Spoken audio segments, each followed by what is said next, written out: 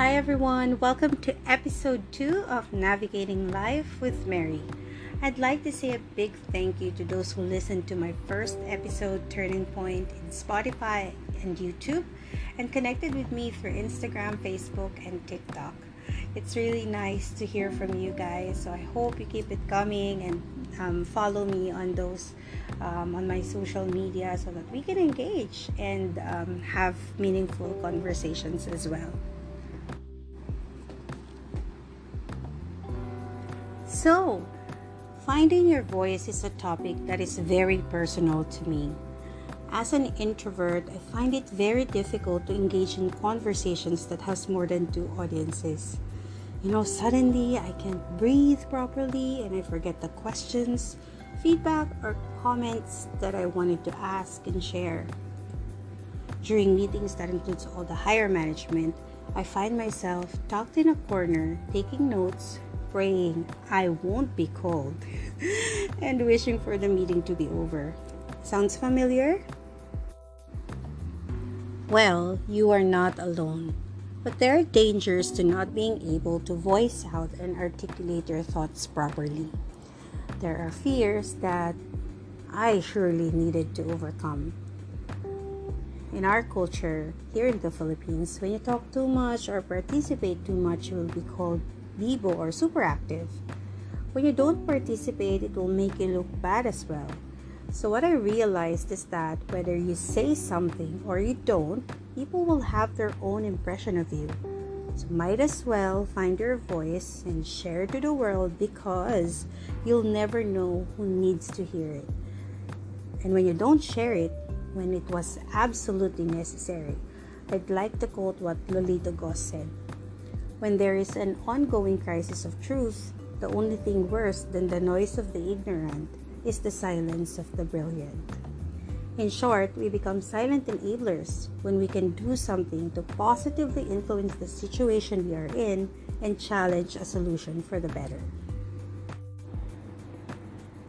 I know that the cancel culture, online bullying, and bashing, and how easily people can reach us and our families are some of the reasons why even if we found our voice, we cannot share it to the world.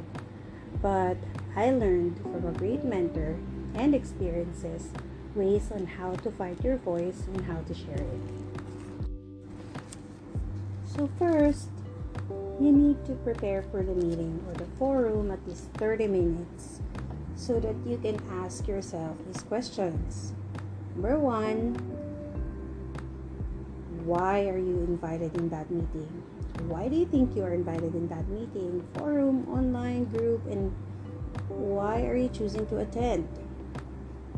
Number 2, what is the agenda? What is it about? What do you want to get out of it? And what do you want them to get out of you? It's a give or take, really. And then next, you need to write down all the possible questions you might have based on the agenda or topic. This is my favorite step because I have very short attention span for things I am not very interested in. Because when I write or ask a question, I always want an answer or else it will bother me for the whole day or worst, a week. This helps maintain a level of curiosity and keeps me glued to the conversation because I don't want to miss anything. And lastly is your what now.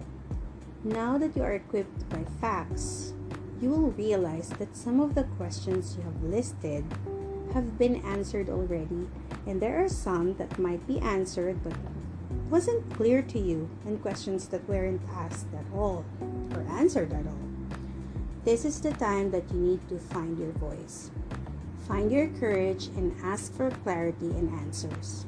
Because I learned that if you are confused and lost, believe me, someone else in the room feels the same way, but maybe too shy or scared to ask as well.